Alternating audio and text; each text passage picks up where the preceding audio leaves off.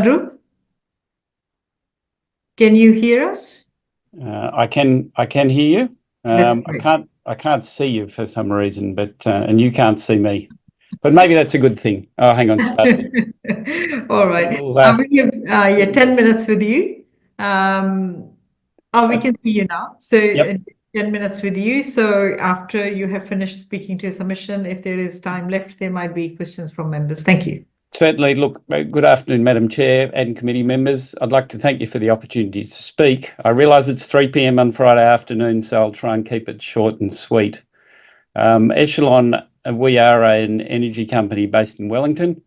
We produce hydrocarbons in New Zealand, Australia and Indonesia. I've personally got a degree in petroleum engineering, one in mechanical engineering, and I've also got a degree in business, and I've worked in the oil and gas business for 35 years around the world. On an overarching point, few countries have more renewable electricity in their system than New Zealand. We actually punch well above our weight, and that heavy lifting was done in the 50s, 60s and 70s through hydro and geothermal. Of the countries that have about the same levels of renewable as us, Brazil, Denmark and Norway stand out. All of them have vibrant, export-oriented oil and gas businesses. Our submission looks at the arguments for Indigenous energy production in terms of security, cost and climate. On security, I think you just need to read the paper today and see what a problem it would be to rely on others for energy, not when it's here for the finding. Wind and solar dominate the renewable growth plans, and for reliability, they just simply need to be backed up. In the submission, we run through the logic. It demonstrates that the only currently viable and cost-effective backup is gas peakers, and that's exactly what we do for a 43% solar-powered Alice Springs with our Dingo gas field.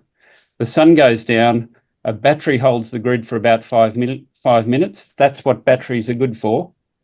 And gas engines come on to power the grid. Cost matters. New Zealanders need to have a constant supply of energy, but they've also got to be able to afford it. As well as the simple fuel costs, importing energy has a bunch of hidden costs. Imports have to be paid for, and that damages our already negative balance of payments. Taxes and royalties will get paid elsewhere. New Zealanders are going to lose the opportunity to have high-paying, high-tech jobs of all sorts here at home. And finally, the hydrocarbon extraction industry is the world's most productive industry, and a country's productivity determines its standard of living. So if you've got lower productivity, that means you're going to be less well-educated, you're going to be poorer, and you're going to be sicker. Finally, there is no gain for the climate in turning our back on Indigenous resources. We actually use 100,000 barrels a day of oil in New Zealand today. I'm sure Mr. Abels and Ms. Schwabrick will say that the world has discovered enough oil, no need for any more. What they probably won't say is that 3/4 of that discovered oil is in bitumens and oil sands. Those are environmentally harmful and highly energy intensive to mine and process. Offshore fields like the ones we have in New Zealand have a far, far smaller environmental footprint, and they consume far, far less energy to produce per unit of energy. So that's less CO2 per unit of energy. If you look at importing gas, then I challenge you to do the maths. Burning imported LNG is about the same or worse than burning Indonesian coal. And I can assure you we are burning Indonesian coal in New Zealand. We were doing it yesterday. We don't happen to be doing it right at this minute. I just checked. So it requires producing, compressing, liquefying, storing, transporting, storing again, then regasifying. About 25% of the gas is burnt on its way to the user.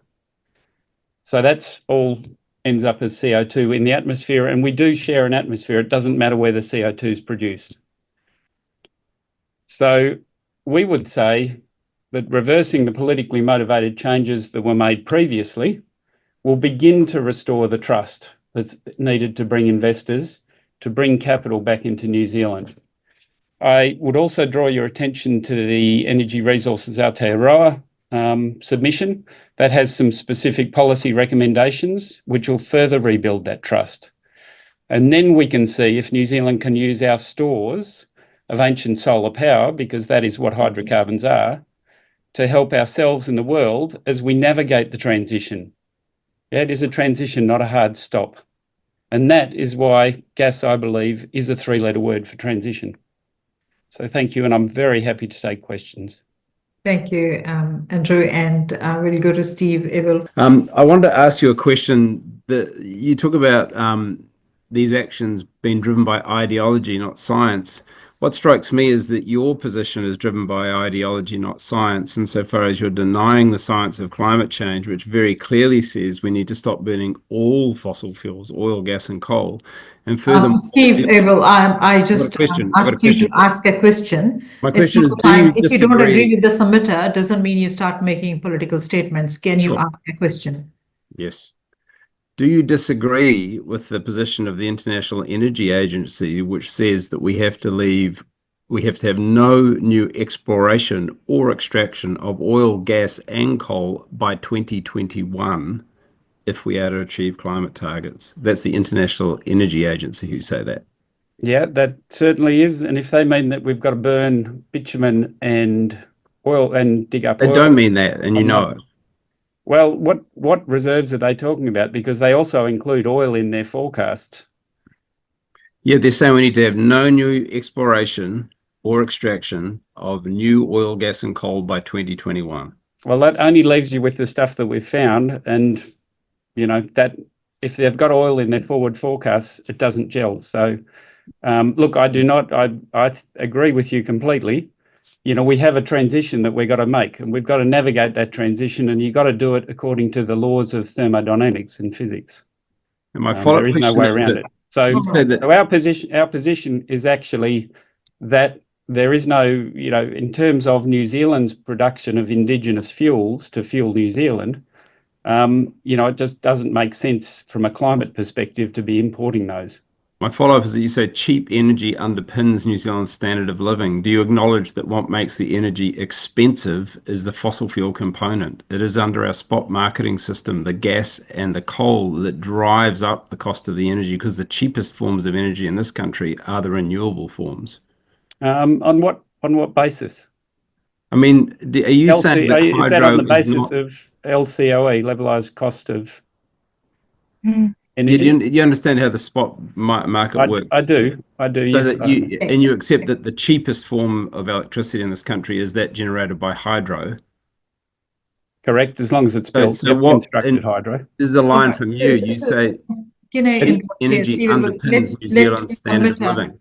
Finish the answer before you, if you have a supplementary, you put it. Thank you, Madam Chair.